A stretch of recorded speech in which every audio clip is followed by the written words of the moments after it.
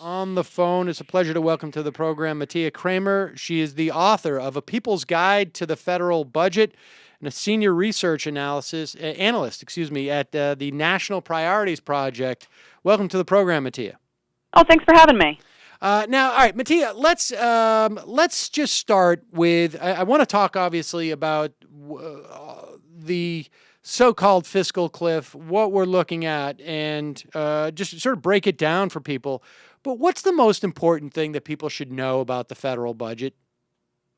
The most important thing that they should know about the federal budget is it's our money. It's our tax dollars. We as Americans own it, and our tax dollars contribute. So regular income taxes and payroll taxes contribute more than 80% of federal tax revenue. So that budget is ours. It belongs to the people. And in terms of how it's spent, I mean, what are the greatest misconceptions do you think that people have about it? There's a lot of misconceptions out there. Most recently, we heard that folks think that Corporation for Public Broadcasting is a huge share of the federal budget. In fact, it's less than a rounding error.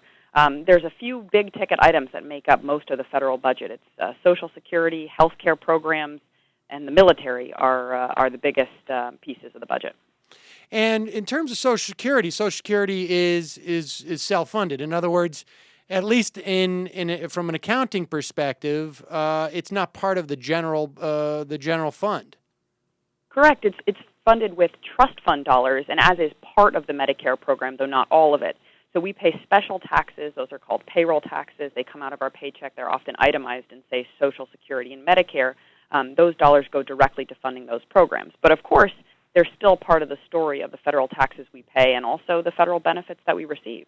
Right. And I don't ever hear anybody really break it down this way. But I mean, if we were to look at, put Social Security aside, because we have specific taxes that are earmarked for Social Security and for part of the Medicare Trust Fund. But do you have a sense of what percentage of every dollar if you put that aside, you take those out of the general budget because they are self-funding, how does it break down in terms of our dollars with the rest of the budget? So I guess we're talking about discretionary budget and the military budget at that point, right?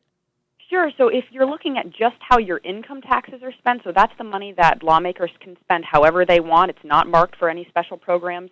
Then it looks really different. So of those income tax dollars, 27 cents on every dollar goes to the military. 27 cents. And that's by far the biggest category. And then where does the rest of that money go? The next big spender is health care programs. So part of our income taxes fund Medicare, but then there's also Medicaid and the Children's Health Insurance Program. So even though we also pay special taxes for Medicare, still many of our income taxes go to health care programs. And then after that, I assume it's things like the FAA or regulatory agencies and... Actually, no. So the next category after that in terms of where your federal income taxes go is actually interest on the federal debt. Comes in at 14.5 cents on the dollar. That's a substantial amount of our tax dollars going to debt service. And so in terms of compelling reasons to reduce deficits in the long term, that's a good one because we want to spend as little as possible of our tax dollars on debt service. Things like regulatory agencies and education, energy and environment, those are actually really small items in the federal budget. And in terms of debt service, like historically, where is that number been consistently? What has been the sort of the high and the low? I don't know offhand what the high has been. We're not by any stretch in a place where we're spending an unreasonable amount in a historical perspective on debt service. And that's in part because right now interest rates are really low. So that's a compelling reason for the federal government, for folks who believe that the government ought to be spending money to boost the economy in the near term. It's as cheap as possible to borrow right now. Yeah, my understanding is that even like a 20-year Treasury bond, if you adjust it for inflation, we are actually getting almost paid to borrow that money. That's exactly right. That's right. So that makes a strong case for why the federal government can keep borrowing in the near term as the economy remains weak. And then, of course, there's that long-term argument to reduce deficits so that in the long term we're not paying a ton of money toward debt service. What is the best way to deal with long-term deficits? Well, there's a couple big areas where we could derive huge savings without cutting programs that Americans rely on. So military budget experts have identified many billions of dollars annually in savings in obsolete weapons programs and troops stationed overseas. So that's one area where we could save lots of money. Another important area is tax revenue. We hear about Washington having a spending problem. Here's something astonishing. Federal tax revenue as a share of the economy is at its lowest point in more than half a century. So we're not paying in enough taxes to fund the things that Americans say we want, whether it's health care, education, so forth. In fact, revenues are about, 14, 15% of GDP, and they're generally, 4 or 5 percentage points higher than that. That's exactly right. Under Clinton, 21% or nearly 21% of the U.S. economy, and right now, right around 15%. That might not sound like a lot. That's many, many billions of dollars, and that makes a huge difference for the federal budget. Okay, so with that, sort of setting the table, just giving people sort of a basic understanding of how this works. I mean, it's the. You don't have a sense of what the lowest. I mean, like, what's the lowest one can anticipate debt service being? Generally. I mean, are we aiming to have debt service somewhere around 2 cents on every dollar, or is it 7 cents, or do you have an idea of that? In that, for that particular measurement, I don't think generally folks have a number in mind. What people do want to shoot for is to have the federal budget deficit come in at a stable share of the U.S. economy so that it's not eating up a larger and larger share of the U.S. economy. And in fact, deficits are projected to decline. Of course, a lot of government spending right now has to do with folks who qualify for need-based assistance in the weak economy. In 2013, the deficit is projected to decline even if we don't go off the so-called fiscal cliff. So we are headed toward reducing deficits, and the goal ought to be deficits that are a stable share of the economy. In January 2009, if I recall correctly, as President Obama was coming in, it was projected that the 2009 deficit would be $1.2 trillion. Where are we now? In that year, the deficit came in higher than it was projected that year. For 2012, the budget deficit was right around $1.1 trillion. So it's come down a bit. It's actually come down substantially from 2009, and it's projected to come down quite a bit more depending on what lawmakers do. There's a lot of give and take here depending on what lawmakers do on spending cuts and tax increases. But the federal budget deficit is projected to decline by hundreds of billions of dollars in 2013. Okay, and so, all right, let's get to what we're facing now. You have a piece up that was, I guess, at Tom Dispatch and at Bill Moyers. You refer to the fiscal cliff more as a fiscal abyss. What is it? What is it? Why that distinction, or is it? Is that like the search there's engine lots of good metaphors. Another term? good one is the fiscal obstacle course, which different from a cliff or an abyss. It gets to the point that the fiscal cliff is a whole bunch of different spending and tax changes that are in the queue for 2013, and lawmakers have the choice to do any number of things on all these different policy changes.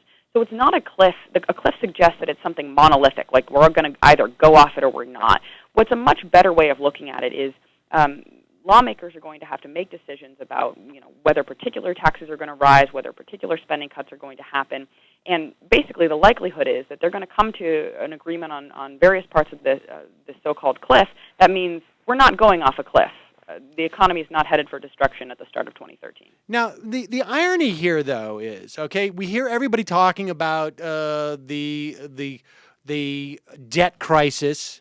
I happen to think that we don't have a debt crisis, and we hear people sort of obsessing about deficits and debt. But in fact, there's nothing that would take place and at least initially, to do anything other than to close the deficit or debt in the event that nobody did anything at this point, right? I mean, we have some automatic things that are in the pipeline. One is the expiration of the Bush tax cuts, which would raise revenue in the short term at the very least. Two is the sequestration, which I want you to go into detail for us so that we really know what that means. But those are automatic cuts to spending. So we have automatic raising of revenue, automatic cuts to spending. What's the problem here? I mean, if it's supposedly that this is, I mean, aside from, the knowledge that I think many of us have that this represents a certain amount of austerity and will probably crash the economy. But if the story is that our problem is deficits and debts, why should anybody be worried?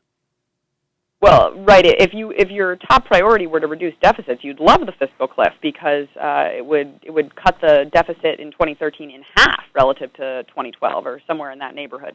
So if that were genuinely your top priority, you'd want to go right over the cliff. I'm inclined to agree with you that I don't believe we have a debt crisis. What we have is a long-term issue about bringing revenue and spending more consistent with each other, but it's not by any stretch an urgent crisis, in the way that the economy, for example, is an urgent crisis. It's an urgent issue facing this country. Right, in terms of jobs. I mean, when we talk about the economy, we're basically talking about jobs, no? That's exactly right. So the reason we don't want to go over this fiscal cliff is because it would be terrible for the economy. It would be devastating for jobs. Those spending cuts, that sequestration that you were referring to, that's across-the-board spending cuts to the discretionary budget. So discretionary spending in Washington, it's a budget parlance term, but it includes things like the military, but also education, programs for highways, infrastructure, energy and environment, scientific research, cancer research, food safety, things that Americans rely on all the time, but we don't often think about. And so if we actually undertook these across-the-board cuts, all of those programs would suffer at the start of 2013. We would see cuts to services, for things like food safety, and we would also see job losses. And that's why sequestration is a terrible idea. It's the job of our lawmakers to think about budgeting in a much more measured, reasonable way, setting priorities, not just simply making across-the-board cuts. And we should say that when we talk about discretionary versus non-discretionary, again, it's because when we say non-discretionary, we're talking about Social Security, we're talking about Medicare, and there are statutory mandates, laws essentially, that say how much these should be funded and how they're funded. So there really isn't. It is not up to the discretion of Congress each year to fund these programs without changing the law in general. That's exactly right. So lawmakers don't have, without changing the laws, lawmakers don't have the choice to just not pay out Medicare benefits or not pay out Social Security benefits. So we call those mandatory programs, and that's the distinction between mandatory and discretionary spending. Okay, so let's go through. We've talked about the sequestration. This was a function of the last debt limit deal where the Republicans held the country hostage on what has generally been a pro forma vote by Congress to essentially pay off the debt.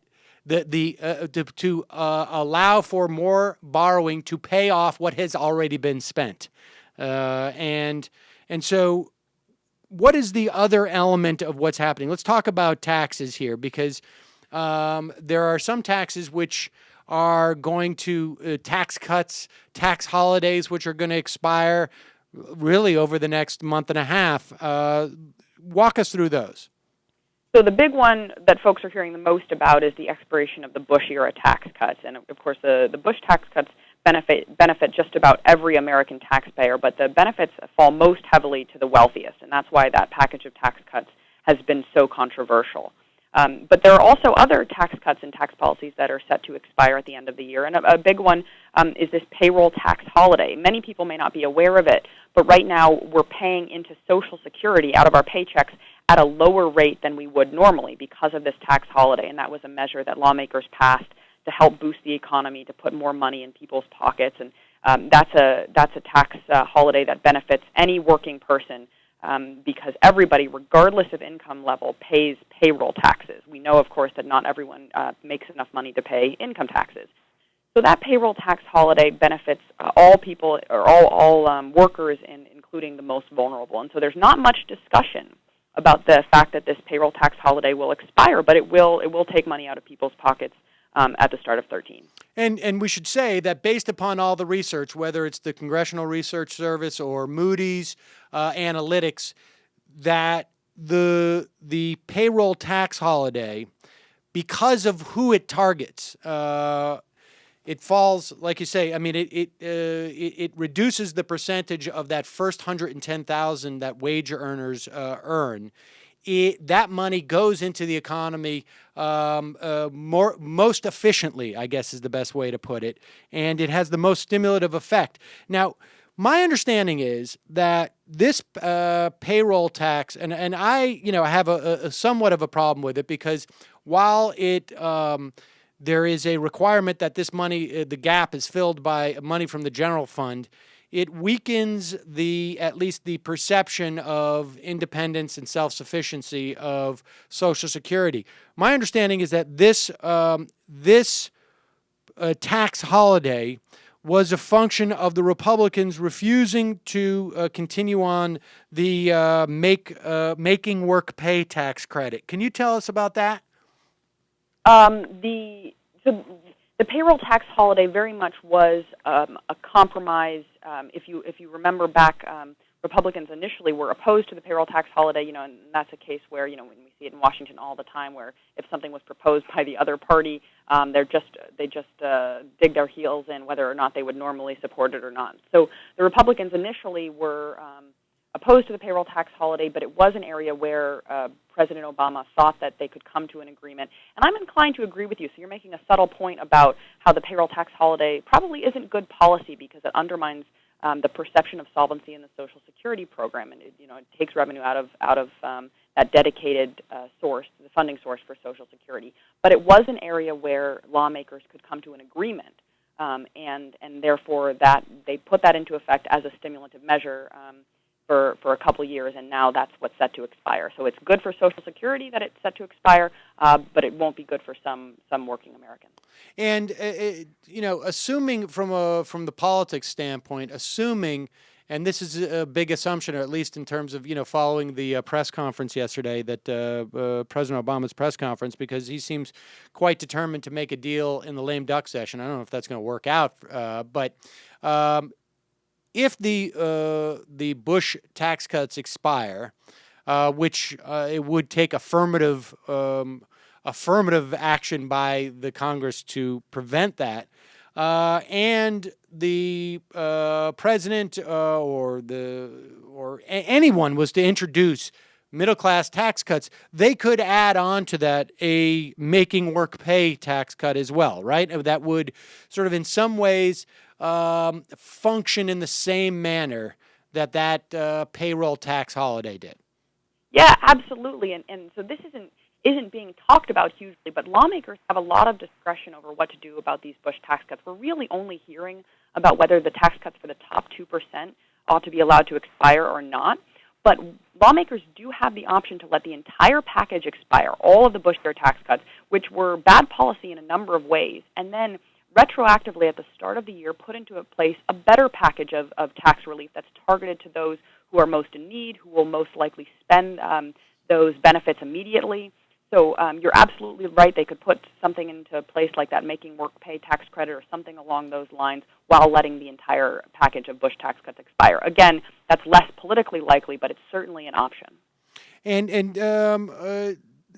the other issue, I guess, that we're facing with this fiscal obstacle course, as you call it, is is unemployment benefits, extended unemployment benefits that is going to impact about 2 million people. Is that right? Yeah, I'm so glad you brought that up. So this is another part of the fiscal cliff that we're really not hearing about. Now, the end of the emergency unemployment insurance, that won't constitute a crisis for the economy writ large, but it will be terrible for this small group of a couple million of the most vulnerable Americans, the long-term unemployed, who will see the expiration of those federal emergency unemployment benefits. And hardly anybody is talking about that expiration. Few people are talking about extending them. But this is perhaps the most important part of the fiscal cliff because it will be so devastating for those who are most vulnerable. And the other obstacle, I guess, in terms of where the leverage is for the Republicans in this case is the debt ceiling, which we anticipate being matched when in early January, in February. Yep, it's coming up with somewhere around January. Lawmakers are going to have to deal with that debt ceiling again, and as you pointed out early in the program, this is the debt ceiling is sort of a funny notion. It's the limit that Congress places on its own borrowing, but it's basically to authorize borrowing on behalf of spending that's already been done. So it's a little bit of a funny notion the way that Washington deals with that, but we may well see it become a contentious issue yet again. And finally, one of the things that I find particularly annoying is that when we hear nothing about sort of the making work pay tax cut or other middle class tax, I mean, we're going to see the expiration of some of the most stimulative tax cuts. Now, on the other hand, things like the alternative minimum tax patch or I guess other taxes of that ilk. Now, granted, the alternative minimum tax patch is there to sort of to reorient that. Well, just explain to us that, because I mean, the problem has been that this tax has been sort of like slowly evolved into hitting people who it wasn't meant to hit initially. But it seems that the government's most responsive. Both parties are most responsive to this type of to this patch as opposed to others. Right. So the alternative minimum tax is a policy that's meant to ensure that wealthy Americans pay at least a minimum share of their income in taxes. But because the way it was originally written into policy, it's not indexed for inflation, and so we have this thing called a patch to make sure that it doesn't catch more and more sort of upper middle class Americans and raise their taxes as a result. And there's another package of tax policy that's expiring in addition to that AMT patch called tax extenders, a really strange name. These are particular tax loopholes or credits, deductions that benefit corporations. And we're expecting to see those tax extenders extended, and yes, that's why they're called that, and the same for the AMT patch. So these are things that are likely to be not controversial at all among lawmakers in Washington, but note that they're policies that don't benefit the most vulnerable or those who are most likely to spend tax relief as soon as they get it. These are policies that are just not contentious in Washington, and so they're most likely to just be passed without a conversation. They also don't have the same stimulative effect, do they, as like a making work pay tax cut? Right, and the reason is this is an interesting economics principle. So folks who have the least cash in their pockets are most likely to spend benefits when they get them, the moment they get them. So that means that unemployment benefits, for instance, or food stamps, those are benefits that folks spend immediately. The moment that they get them in their hand, they turn around and spend them because they're trying to make ends meet. As you move up the income ladder to middle class and then upper middle class and wealthier folks, when we get tax relief benefits or other kinds of credits from the federal government, we're likely to save that because we're not cash strapped in the first place, and so it has less of a stimulative effect on the economy. So, from a policy standpoint, what is the best outcome of all this? Well, I mean, if you could sit down, I can put forth my some possible options. I think that sequestration ought to be avoided. Absolutely, it's a terrible policy to cut everything across the board. Given the point that we made earlier about federal tax revenue at its lowest point as a share of the economy in more than half a century, we've got to see some kind of new revenue coming into the U.S. Treasury if we're going to continue to expect the federal government to pay out health care benefits and education and all sorts of other things that we value. So we certainly want to see sequestration stopped or avoided and a deal that brings in new revenue. And certainly I think that extending those unemployment benefits would be wise, but I'm not sure that that's even on the radar. Right, of course. And what do you think is going to happen? I mean, there's obviously a big gulf between what is best policy in these instances versus what's going to happen. And I should just say, the sequestration is obviously stupid policy because the whole point of a budget process is to say what's most important to the country, right? And if you don't look at each individual line item and make a determination there, you're just a monkey could do it. That's exactly right. That is supposed to be the job of our lawmakers to listen to us, their constituents, about what matters to us, and then allocate budget priorities accordingly. And they're not doing that. That's the very opposite of what sequestration is. Politically, where do you think this is going to end up? Well, I think that they'll agree to cancel sequestration because neither party likes it for different reasons. And I think that the Bush-era tax cuts for the top 2% will be allowed to expire because the way that the negotiations have fallen, the power rests in large part with Democrats who would like to see those tax cuts expire. So I think that there's at least a reasonable chance that it will be finally sunset for those tax cuts. And what do you think is going to happen to Medicare and Social Security? We won't see any substantive changes on those programs in the near future, as far as I can tell. Well, I hope you're right about all of this, because that sounds good to me. Mattea Kramer, thank you so much for joining us. Thank you, and folks, if they're looking for more budget information, it's nationalpriorities.org.